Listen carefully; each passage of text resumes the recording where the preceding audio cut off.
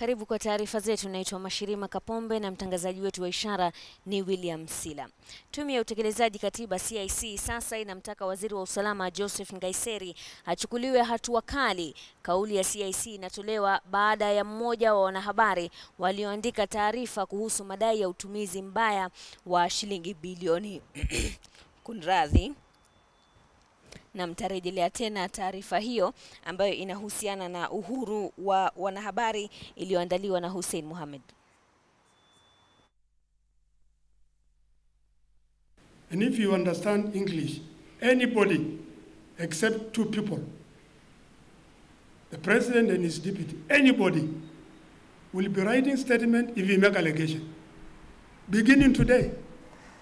Kauli hii ya waziri wa usalama wa Meja Jenerali Joseph Kasain Ole Nkaiseri imeacha taifa la Kenya pamoja na wananchi na hofu isiyo na kifani kuhusu mustakabali wa nchi hii. Hapo jana John Ngirachu, mhariri katika gazeti la Nation, alishikwa na baadaye kuachiliwa baada ya kuandika taarifa katika idara ya upelelezi wa jinai kwa tuhuma za kuandika habari ambazo Nkaiseri anasema zinahujumu usalama wa taifa. So it's up to you. If you don't want to reveal the sources, then you'll fry alone. It begins today.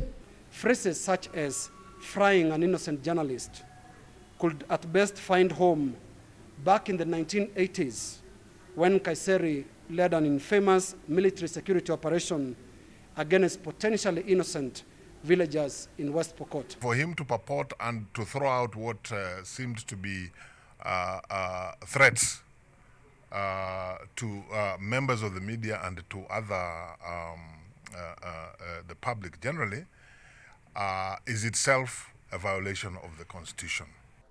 Sasa baadhi ya wabunge wanasema Nkaiseri hana nguvu za kuagiza kushikwa kwa wanahabari. And Nkaiseri should stop issuing empty threats. Because under the constitution, under the law, Nkaiseri has got no powers to order anyone to record a statement with the police. Either he has not read the constitution, or he has not understood it, or he has decided that it doesn't matter. And this is how impunity sets in. Lakini swali ibuka ni je, habari walizoandika ni zipi? Tarehe 4 mwezi Novemba katika gazeti la Daily Nation, The Standard na hata The Star iliandikwa taarifa kuhusu ripoti ya mhasibu mkuu kuhusu madai ya utumizi mbaya wa jumla ya shilingi bilioni 3.85. Ripoti hiyo ilifika katika kamati ya bunge kuhusu wasibu wa matumizi ya pesa za umma. Mhasibu mkuu alitaka kujua zaidi kuhusu kampuni 12 iliyopewa mamilioni ya pesa ili kununua vifaa vya usalama, swala ambalo kamati hiyo ilihoji. Wanahabari waliokuwepo kwa upande wao waliandika habari sawia. Kulingana na mswada wa baraza la wanahabari nchini, ibara ya pili sehemu ya 8 inasema kuwa mwanahabari ana haki ya kutosema au kumfichua mwandani aliyempa habari, almradi habari ni muhimu kwa umma. Told the speaker, if the chairman of the PSC is the one who leak information, he'll be censored because there are procedures. If it is from the Auditor General, there are procedures. So your colleague should be able to tell the investigating officer, I got this information from General Nkaiseri, or from who? So it's not a question of John Ngirachu. No, it's not. They could have done it with anybody, okay? As a way of testing the waters. I must emphasize that. And we can't allow them. One person who has no constitutional basis to either investigate or to enforce the law is the cabinet secretary. If an offense had been committed, then this is squarely the domain of the Inspector General of Police. Si mara kwanza uhuru wa wanahabari umeonekana kuwa katika mizani au hata uhuru wa Kenya kupokea habari muhimu inayohusu. If you don't want to be criticized, then you can only survive if you stick with your wife and your children in your house, then nobody can say anything about you. But if you become an MCA or a public servant, be ready for the consequences. Mr. Speaker. Sio madai ya ufisadi, ufujaji wa fedha, hata ubadhirifu umeonekana kulikumba taifa la Kenya. Na huku uhuru wa wanahabari ukiwa katika mizani, swali ni je, kamera zitaelekea upande gani? Hussein Mohamed, KTN leo, Nairobi. Mkutano kati ya Rais Kenyatta na mwenyekiti wa chama cha KNUT umeibua ukosoaji mkubwa kutoka maafisa wa chama hicho. Mwenyekiti wa KNUT tawi la Rift Valley, Barnabas Lagat, amekosoa hatua ya rais akisema kuwa makubaliano hayo hayatatambuliwa na wanachama wa KNUT. Hapo jana mkutano huo ulikosa kumhusisha katibu wa KNUT Wilson Sossion, lakini ikaarifiwa kwamba uliafikia suluhu ya kumaliza tatizo la walimu kugoma humu nchini. Any matter that is of national importance to the union and to the membership of the teaching fraternity shall always be sanctioned by the members of the National Executive Council, should also be pronounced by the Secretary General of the union, and who is none other than Brother Wilson Sossion. I therefore believe that what was done yesterday was preliminary. Meeting has been fruitful, and upon discussion, the parties have agreed to proceed. Let me also make the timeline clear. Within 1 month of the start of this dialogue, I expect both parties to come up with an acceptable collective bargaining agreement. As far as this process is concerned, Kenya National Union of Teachers shall submit to the conditions in the negotiations. Naam, tukisalia na masuala ya elimu, huku mtihani wa darasa la 8 ukiendelea kote nchini, mtihani huo haujakosa matukio ya hapa na pale tangu jana.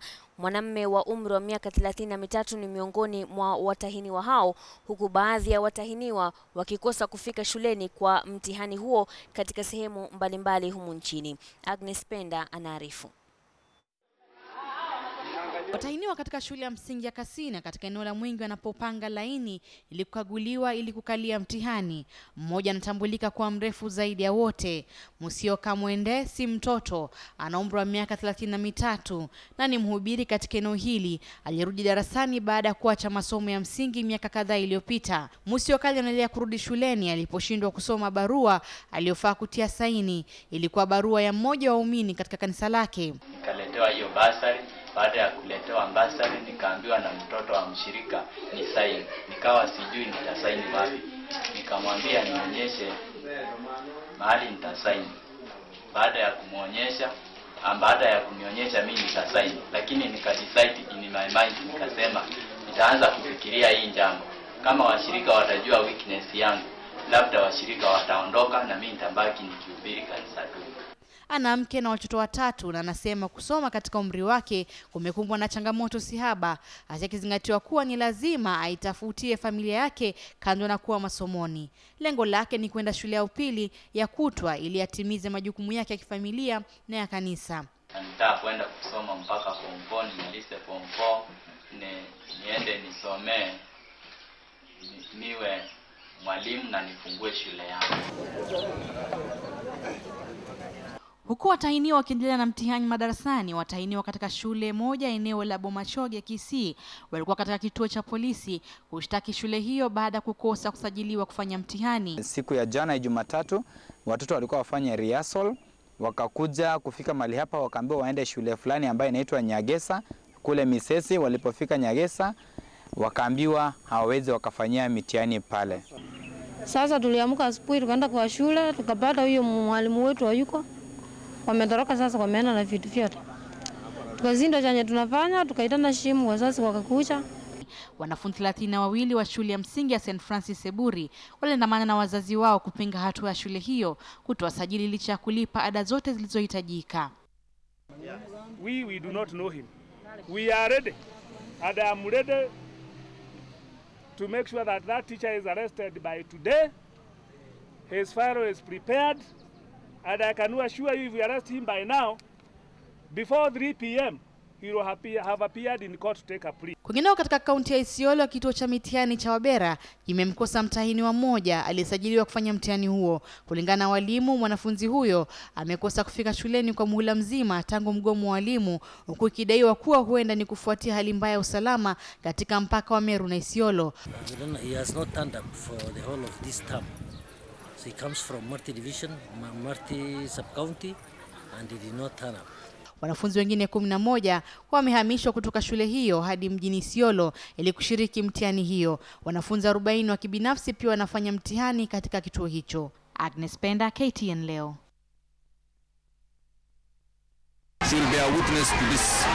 Ni matamshi yanayozua uhalisia wa tume ya EACC wakati waziri Anne Waiguru alipofika mbele ya makachero wa EACC. Iweje mshukiwa sasa ageuke na kuwa shahidi, na ikiwa ni sawa, nia yake ya kufika hapa ilikuwa ni nini, au ni wakati mwafaka wa kutupilia mbali tume hii na waendesha ofisi wake? No, if she's a suspect, let her remain a suspect, don't turn tables to fool us. You know, if you're corrupt, then you're corrupt. There's nothing you can do about it. Uchunguzi ukifanywa, kama atapatikana kama amefanya ufisadi, basi lazima ashtakiwe. Kama asipopatikana bila ufisadi, basi maybe atakuwa upande wa ushahidi. Tume ya kupambana na ufisadi nchini EACC imekuwepo tangu mwaka 2011, lengo kuu likiwa ni kukabili ufisadi na wafisadi nchini, hasa baada ya kupatikana kwa katiba mpya. Kila mwaka Wakenya wamelazimika kujikwamua katika utendakazi wao. Kwa mfano, katika bajeti ya mwaka huu, EACC ilitengewa bilioni 2.6, mwaka jana bilioni 1.5 na bilioni 1.2 katika bajeti ya mwaka 2013-2014. Kufikia sasa zaidi ya shilingi bilioni 7 zimetumika kupambana na ufisadi chini ya EACC, lakini kila mara imekuwa ni washukiwa kufikishwa katika jumba la Integrity kurekodi taarifa, na hatimaye washukiwa wanapofikishwa mahakamani kumekuwa na visa vya faili kufungwa kutokana na ukosefu wa ushahidi. Ikansoliwe, mtu akishikwa anapelekwa kotini, unapigwa fine, then unaenda unajajua na koti sababu wametufake pia. Ni kama kuna value of money because we have been paying taxes and it's being funded by our taxes, lakini kazi wamefanya ni kazi duni sana. We're wasting so much on fighting corruption. There are better things we can do. Yeah, like supporting the youth. Zaidi ya shilingi bilioni 10 zimetumika kuanzia wakati wa Haron Mwau, Aaron Gingera na pia Lulu Mumba walipokuwa kurugenzi wa idara ya kupambana na ufisadi, na hadi sasa kesi kama vile za Anglo Leasing na Goldenberg hazijapiga hatua yote muhimu. Ni maswali ibuka tu kutoka kwa Wakenya kuhusiana iwapo wakati umewadia kwa tume hii na waendesha ofisi kufunga virago badala ya wao kuchezewa shere, kwani hadi sasa mkono wa sheria bado haujagonga ndipo. Ni wazi sasa EACC lazima ifanye uchunguzi zaidi na wakina kuhusiana na kesi za ufisadi zinazofikishwa mbele yao kabla ya kupeleka faili za ushukiwa katika afisi ya kiongozi wa mashtaka Keriako Turiko. Francis Mtalaki, KTN leo.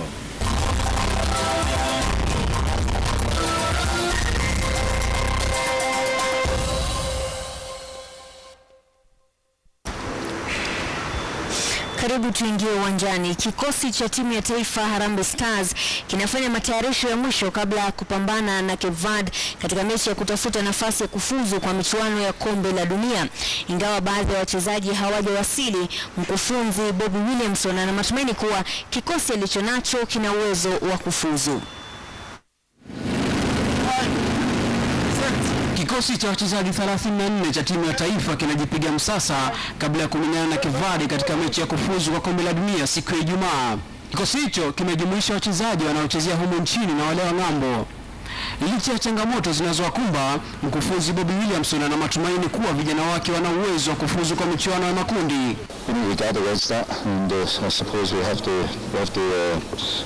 make them decisions of what we are going to do, so it's going to be a tough match, but we'll give it our best. Kivap tulicheza nao ni watu ambao ukiangalia vile wanacheza vizuri sana, tumeshaangalia kidogo kwenye mkanda zile tuko nazo. Ni timu ambao tukiwa nyumbani lazima tujaribu kuangalia vile tunazozuia na hata tuweze kupata bao ambao tunaweza kusaidia tukienda Cape Verde. Lakini baadhi ya wachezaji hawajawasili kambini. Kiungo kati anayechezea Ubelgiji Ayub Timbe anauguza jeraha. Mlinda lango Arnold Origi, Brian Mandela na Jacob Kelly ni miongoni mwa wanaokosekana. Sisi wenyewe tunajua zile shida ziko hapa, so nafikiri tutaona tu vile tunaweza kama wachezaji tuone hali tutafika. Kikosi hicho pia ni mchanganyiko wa wachezaji wazoefu na wale wachanga, akiwemo mlinzi wa timu ya ulinzi Omar Mbongi ambaye amejumuishwa kwa mara ya kwanza. Tumekuwa tukitrain vizuri, wengine wenye tajiriba pia wamekuja, wachezaji wengine wakiona mazoezi ni mazuri sana, wanatupatia motisha, tunaona pia tunaweza pia sisi. Mechi dhidi ya Cape Verde inatarajiwa kuwa na upinzani mkali, kwani wanaorodheshwa nafasi 93 juu ya Kenya kwenye orodha ya FIFA, na pia wameshinda mechi 3 mfululizo, ikiwemo ushindi wa 2-0 dhidi ya Ureno mwezi Machi. Mchuano wa marudio utagaragazwa siku 4 baadaye nchini Cape Verde. Katika historia, Kenya imechuana na Cape Verde mara 2 na kushinda mechi zote katika michuano ya kufuzu kwa dimba la Afrika mnamo mwaka 2004 nchini Tunisia. Abdullah Ahmed, KTN Michezo, Nairobi. Draw ya dimba la Sekafa Senior Challenge mwaka 2015 limetolewa na Kenya itakuwa ikijaribu kutisia taji lao kwenye kipute kitakachomwananga mwezi huu tarehe 21 hadi mwezi wa 12 tarehe 5. Katika kundi A upinzani utakuwa ni wa Ethiopia, Rwanda, Tanzania na Somalia. Kenya ambao watakuwa na ari ya kutetea taji lao watakuwa na kibarua kigumu dhidi ya Uganda, Burundi na Zanzibar katika kundi B. Kundi C upinzani utakuwa ni wa Sudan, Malawi, Sudan Kusini na vigogo wa Djibouti. Kinyang'anyiro cha mwaka huu kitaandaliwa Ethiopia na wenyeji wanatarajiwa kung'aa mbele ya mashabiki wao.